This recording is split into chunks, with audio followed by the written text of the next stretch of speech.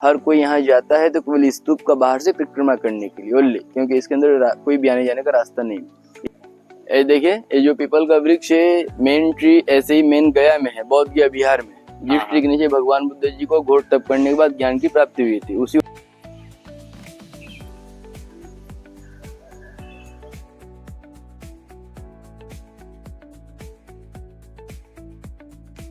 बुद्ध का main temple आपका यही है। इस मंदिर को मूल गंध कुटी विहार के नाम से जाना गया है। इस मंदिर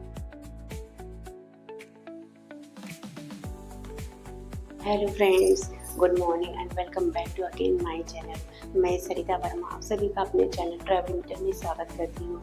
तो फ्रेंड्स, जैसा कि आपने देखा पिछले ब्लॉग में कि हम लोग बनारस ट्रिप पर आए हुए हैं और ये हमारा सेकेंड डे है यहाँ पर, और इस समय बज रहे हैं सुबह के 7 और हम लोग यहाँ से जाने वाले हैं सारनाथ। तो यहाँ से हम लोग अभी नाश्ता वगैरह करके फिर सारनाथ के लिए निकलेंगे। तो फ्रेंड्स, वीडियो को बिना स्किप किए से ज़रूर देखिएगा, और अगर वीडियो पसंद आए तो चैनल को लाइक शेयर एंड सब्सक्राइब ज़रूर करिएगा। तो चलते हैं एक नए सफ़र पर और आपको भी ले चलते हैं अपने साथ। चलते हैं, फिर नाश्ता करते हैं, उसके बाद में सफ़र पर निकलते हैं। तो फ्रेंड्स, बनारस में आज हमारा दूसरा दिन है।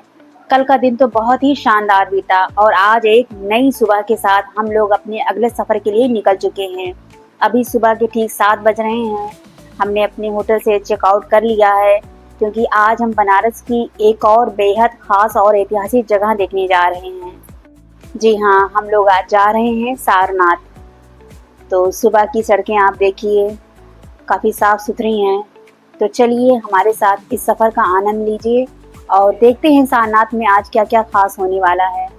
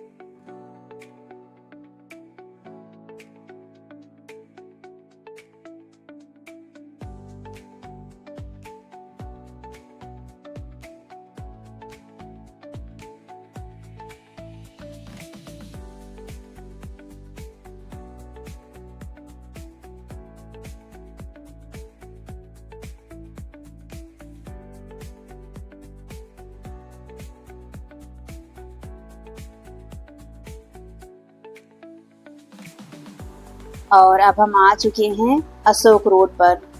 यहाँ की सड़कें और ये हरे भरे पेड़ वाकई बहुत सुकून दे रहे हैं। यहाँ से बुद्धा पार्क बहुत ही करीब है और हम अपनी मंजिल के बेहद करीब आ चुके हैं। तो अगर आप बुद्धा पार्क जाना चाहते हैं तो इसी अशोक रोड को फॉलो करते हुए सीधे आना है। यहाँ से सारनाथ मंदिर करीब 1.5 किलोमीटर है और तिब्बती मंदिर तो बस कुछ ही दूरी पर है, यानी बस पलक झपकते ही आने वाला है।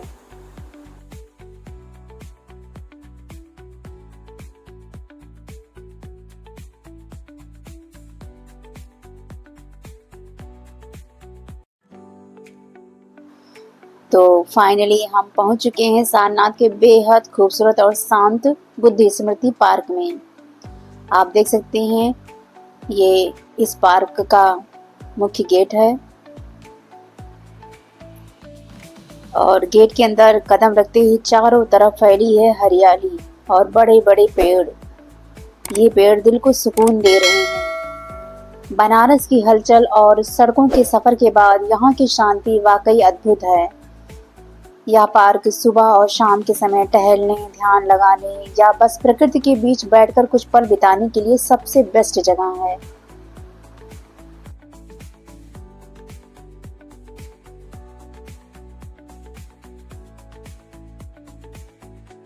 ये जो रास्ता आप देख रहे हैं ये सीधा जाता है बौद्ध धर्म के एक बेहद पावन और आधुनिक प्रतीक की ओर, जिसे मूलगंध कुटी विहार के नाम से जाना जाता है। ये मंदिर लगभग 110 फीट ऊंचा है और ये लाल बलुआ पत्थरों से बनाया गया है। और दाहिनी तरफ देखिए, ये है धमेख स्तूप। इससे हम लोग जाएंगे भी, देख लेंगे आप लोग। आइए आकर वो सामने देख लीजिए स्तूप। हम लोग यहाँ के लोकल गाइड यहाँ के बारे में हिस्ट्री बताते हैं। तो सारनाथ इस जगह का नाम है जहाँ आप लोग आए हुए हैं। सारनाथ का मेन टेम्पल देखिए भगवान बुद्ध का यही है, पहले बताने जा रहे हैं। देखिए सारनाथ में उसको धमेख स्तूप के नाम से जाना गया है। अशोक सम्राट जी के द्वारा 2300 साल पहले 3rd सेंचुरी BC में उन्होंने इस स्तूप को बनाया।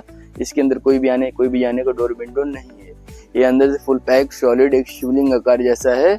इस स्तूप का हाइट जो है 103 फीट और जो डायमीटर वो 93 फीट है।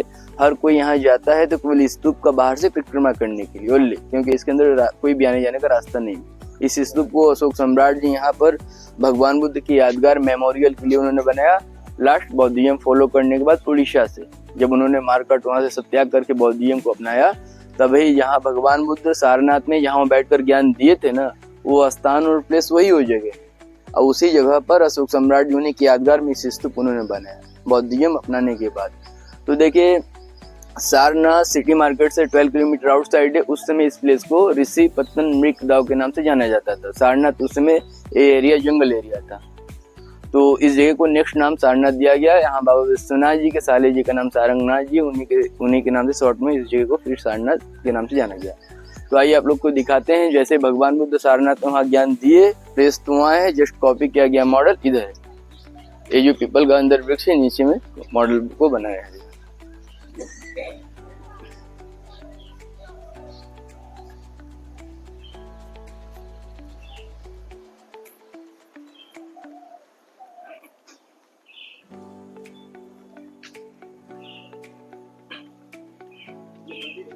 हाँ मेन टेम्पल आपका सारनाथ का यही मेन आपका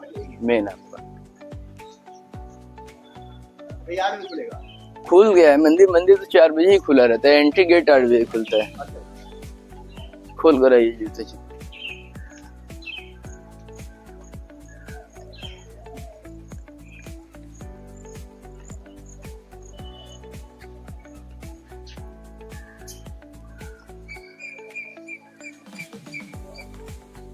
ये देखिए ये जो पीपल का वृक्ष है मेन ट्री ऐसे ही मेन गया में है, बौद्ध गया बिहार में। जिस ट्री के नीचे भगवान बुद्ध जी को घोर तप करने के बाद ज्ञान की प्राप्ति हुई थी, उसी ओरिजिनल ट्री का 8 सैपलिंग एक क्लम को यहाँ लाया गया था। ये श्रीलंका से लाया गया था। पहला जो गया में है, गया से सेकेंड श्रीलंका गया। श्रीलंका में एक प्लेस अनुराधापुरा नाम से वहाँ ले जाने वाले अशोक सम्राट जी के जो बच्चे थे संघमित्र और महेंद्र जी के द्वारा गया। और वहाँ के जो मॉन्क थे इस मेन टेम्पल को बिल्ड करने वाले अनागारिका धर्मपाल जी उनका नाम था, उन्हीं के द्वारा एक सैपलिंग श्रीलंका से 1932 में उन्होंने लाकर यहाँ लगा दिया। यहाँ से अदर अभी कहीं गया नहीं, सारनाथ यहीं तक है। तो इसी वृक्ष के नीचे देखिए इसी प्रकार से भगवान बुद्ध सारनाथ में प्रथम ज्ञान दिए थे। वो स्थान अभी हमने दिखाया और बताया। वो प्लेस स्तूप है, यहाँ वो ज्ञान दिए थे। वहीं के जस्ट कॉपी किया गया मॉडल इसी 3rd सैपलिंग के नीचे है। ये मॉडल बनाने वाले बर्मा कंट्री के लोग थे। पीपल ट्री का इसको घुमाते हुए देखिए राउंड करेंगे। इसको राउंड करते हुए मंत्र जाप है बुद्धम शरणम गच्छामि का। और ये देखिए इस महाबोधि सोसाइटी को एक जर्मन लेडीज के द्वारा डोनेट किया गया था। इस घंटे को 2080 kg 8 मेटलिस्ट धातु है, सोने चांदी 8 मेटल मिक्स है। इसको समय से 2 टाइम बजाते हैं। मंदिर सुबह मॉर्निंग में 4 बजे ओपनिंग होता है तो शाम को 6 बजे मंदिर पूजा आरंभ होता है। तो इसका ध्वनि 3 से 4 किलोमीटर ध्वनि पूरा एरिया क्षेत्र गूंजता है। ओम के ध्वनि में इसके अंदर से आवाज आता है ओम ऐसे। तो आप लोग राउंड करके फोटो दर्शन करके आइए, फिर मंदिर बताएंगे दिखाएंगे। तो यही वो स्थान है जहां महात्मा बुद्ध ने अपने 5 प्रिय शिष्यों को धर्म चक्र परिवर्तन का उपदेश दिया था। और यह है प्रेयर व्हील्स यानी प्रार्थना चक्र। यहाँ आने वाले श्रद्धालु और पर्यटक इन तांबे के चक्रों को एक एक करके घुमाते हैं। मान्यता है कि इन्हें घुमाने से न केवल मन को असीम शांति मिलती है, बल्कि इससे सकारात्मक ऊर्जा का संचार होता है और सारे पाप नष्ट हो जाते हैं। यहाँ का शांत वातावरण और इन चक्रों से आने वाली हल्की आवाज मन को अलग ही सुकून देती है। सारनाथ का यह पूरा परिसर केवल एक दार्शनिक स्थल नहीं है, बल्कि एक आत्मिक शांति की तलाश करने वालों के लिए एक जीती जागती मिसाल है। अगर आप भी भाग दौड़ भरी जिंदगी से दूर कुछ पल सुकून की बिताना चाहते हैं, तो यहाँ आना आपके लिए बेहद यादगार होगा।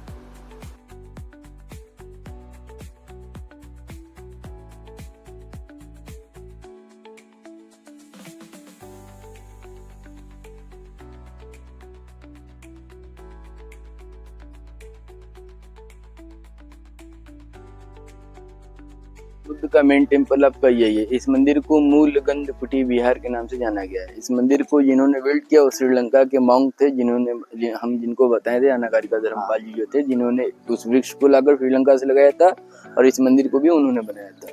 चुनार आप लोग यहाँ जानते हैं, चुनार नाम सुने? हाँ, उधर पहाड़ी जो इलाका है मिर्जापुर साइड, उधर से ही लाल पत्थर लगा के इस मंदिर को कंप्लीट किया गया था। इस मंदिर के अंदर एंट्री करेंगे तो अंदर दोनों साइड दीवारों पे देखेंगे भगवान बुद्ध का बहुत सुंदर उनका जन्म से लेकर मृत्यु तक का वॉल पेंटिंग किया गया और जापान के 2 कलाकारों ने किया। उनका नाम नोशो और कोशो था। 4 इयर्स में लाइव पेंटिंग उन्होंने किया जो आज भी। तो आप लोग देखिए यहाँ पर स्टैंड पे चप्पल खोल करके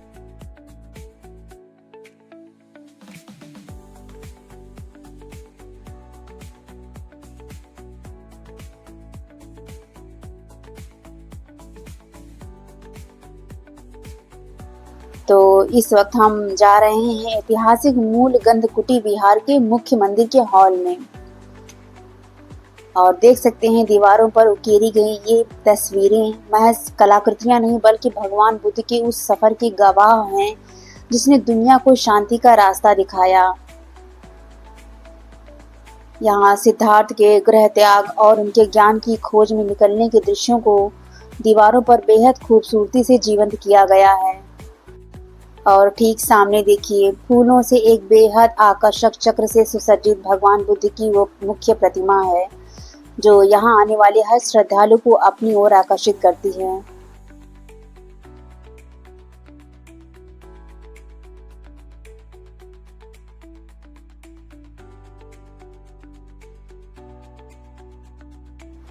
इस सुनहरी प्रतिमा को जरा गौर से देखिए।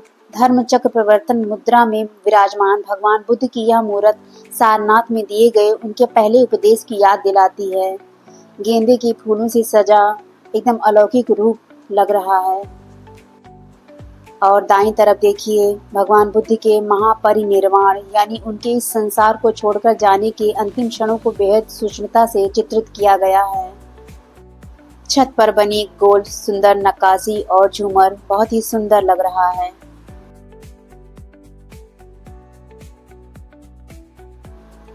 सामने देखिए रंग बिरंगे बौद्ध ध्वज कितने अच्छे लग रहे हैं।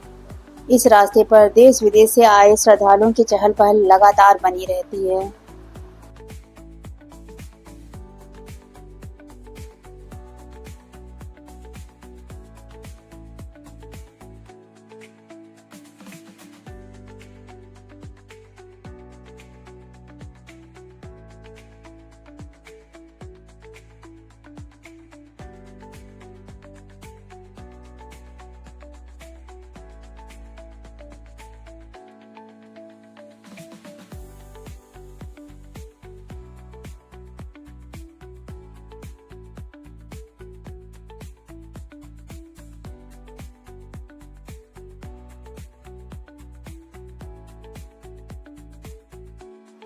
अब हम लोग यहाँ से बाहर निकल रहे हैं और ये है यहाँ का प्रसिद्ध मार्केट धर्मपाल मार्केट, जहाँ पर पर्यटकों के लिए कई तरह की छोटी बड़ी दुकानें सजी हैं और इन दुकानों पर मिलने वाली हस्तशिल्प की वस्तुएं सारनाथ की कला को जीवंत रखती हैं। यहाँ दुकानों पर भगवान बुद्ध की बेहद खूबसूरत छोटी बड़ी मूर्तियाँ मिल जाएंगी आपको। साथ ही रंग बिरंगे थैले और पारंपरिक मालाएं भी मिल जाएंगी।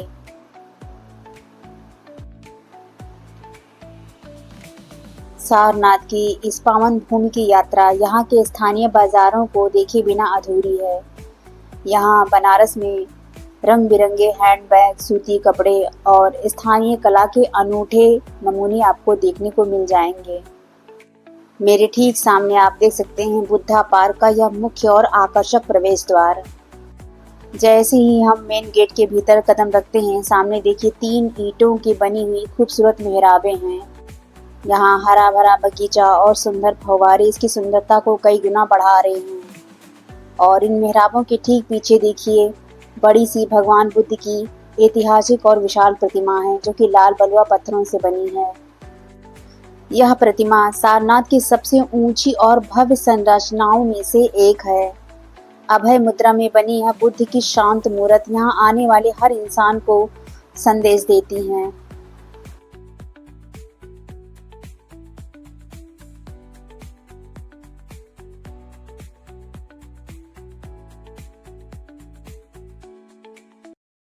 ग्रामीण गांव का नाम है सारनाथ और सारनाथ से उपदेश होता है नाथ भगवान।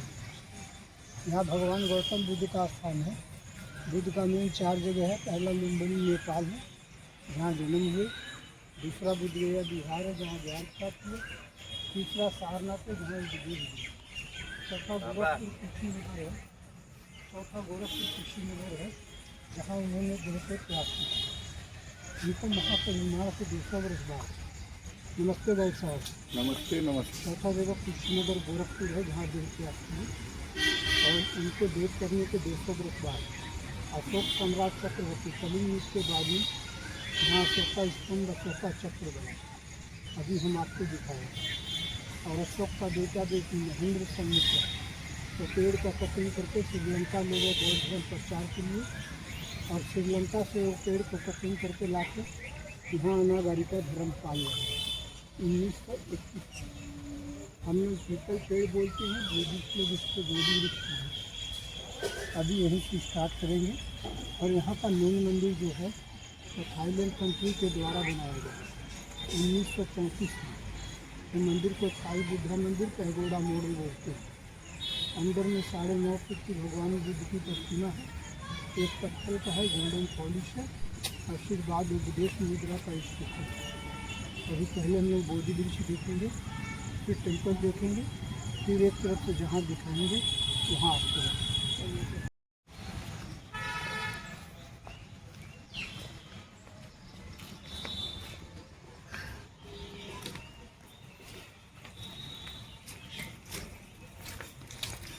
थोड़ा 1 मिनट इधर छान में।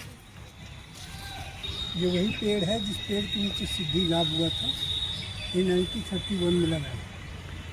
और यहाँ 4 स्टेचू है, 3 मुद्रा में।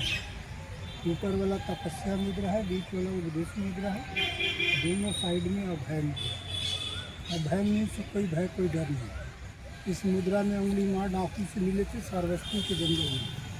इलाहाबाद से 50 किलोमीटर आगे है सारवस्ती। यहाँ क्या करते थे उंगली मार, जो भी व्यक्ति वो जंगल से गुजरता था उसका होली काट के माला बनाकर पहनते थे। तो इस मुद्रा में जाकर भगवान बुद्ध वहाँ बैठे तो बुद्ध को बोले ठहरो। तो बुद्ध बोले हम तो ठहरे, आप कब ठहरे? तो बहुत हैरत हो गए।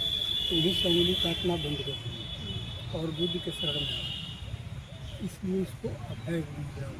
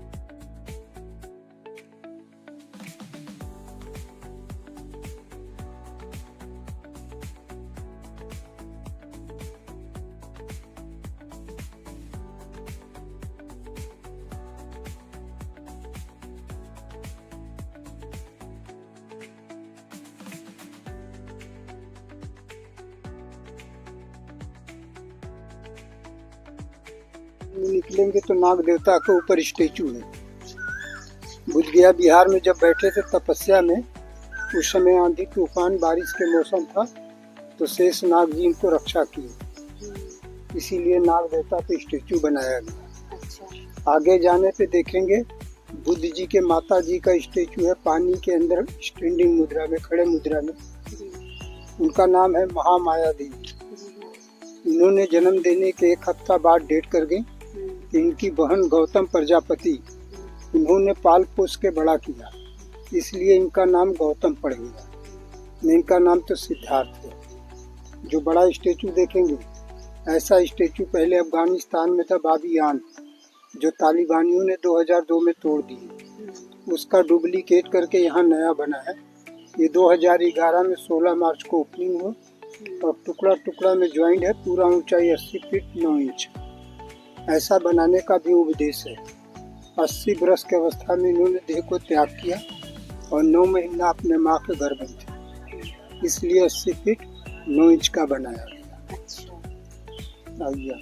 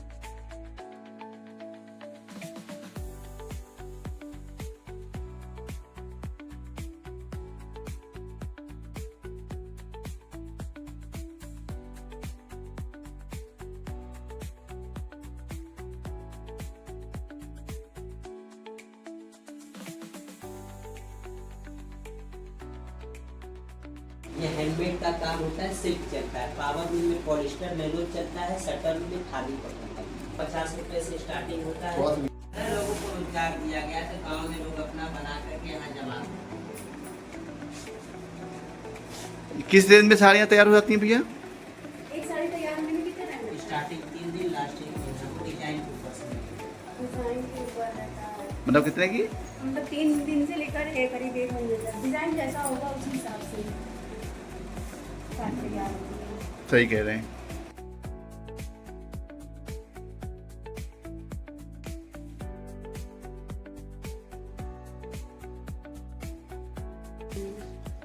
ये साड़ियाँ बनी हैं। हाँ, ये सब बनी है साड़ियाँ।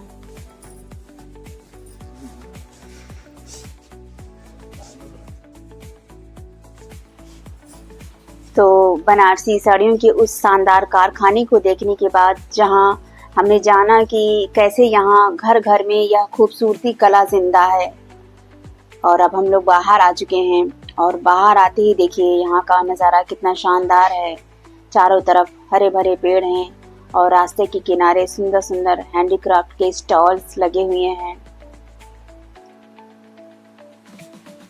यहाँ हम लोग आराम से घूम रहे हैं और इस खूबसूरत माहौल का मजा ले रहे हैं। चलिए थोड़ा और आगे चलते हैं और देखते हैं कि यहाँ और क्या क्या खास है।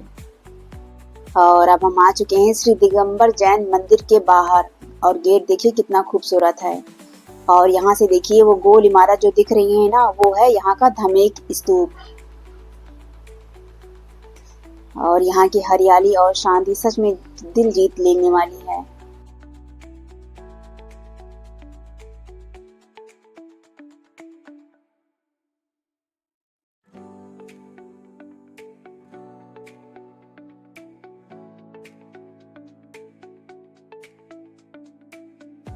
और ये देखिए यहाँ का ये है भव्य जैन मंदिर। चलिए अंदर चलते हैं और दर्शन करते हैं। मंदिर के सामने देखिए खूबसूरत सीढ़ियाँ बनी हुई हैं और आसपास सुंदर पेड़ पौधे और बगीचे हैं जो बहुत ही सुंदर लग रहे हैं। तो चलते हैं और दर्शन करते हैं।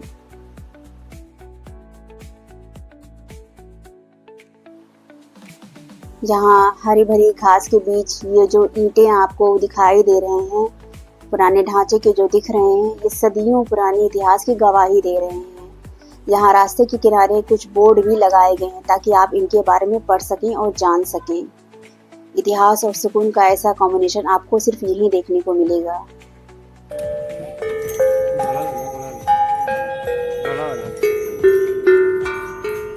एक जो वाला आता था बाउल वाला। इस इंस्ट्रूमेंट का नाम क्या है? क्या नाम है इसका? इसको हैप्पी ड्रम बोलते हैं। Happy drum. ऑनलाइन भी है, ऑनलाइन में है 2400 है 2500। तो फ्रेंड्स, सारनाथ की गलियों और मंदिरों को देखने के बाद अब हम लोग आ चुके हैं पुरातत्व संग्रहालय सारनाथ। बाहर से ही आप इसका नज़ारा देखिए, कितना बड़ा और खूबसूरत हरा भरा लान है और पीछे लाल पत्थरों से बनी यह शानदार इमारत है। यह भारत के सबसे पुराने संग्रहालयों में से एक है, जिसे साल 1910 में खास तौर पर सारनाथ से मिली प्राचीन मूर्तियों और ऐतिहासिक चीज़ों को रखने के लिए बनाया गया था। इस संग्रहालय के अंदर वीडियो बनाने की बिल्कुल मनाही है, आप अंदर केवल फोटो खींच सकते हैं। तो चलिए हम अंदर चलते हैं, वहाँ की कुछ खास तस्वीरें लेते हैं और आपको इतिहास के सबसे बड़े खजाने के दर्शन करवाते हैं। इन सबको अपनी आंखों के सामने देखना सच में बड़े गर्व की बात है। और वहाँ से बाहर निकलते ही ये देखिए सामने है चौखंडी स्तूप। मान्यता है कि बोध गया में ज्ञान प्राप्ति करने के बाद भगवान बुद्ध जब सारनाथ आए तो इसी जगह पर वो अपने 5 शिष्यों से मिले थे। तो इस समय बज गए हैं सुबह के 9। तो चलिए अब हम जल्दी से नाश्ता निपटाते हैं और फिर अपनी इस खूबसूरत बनारस की यात्रा को यहीं पर विराम देते हैं।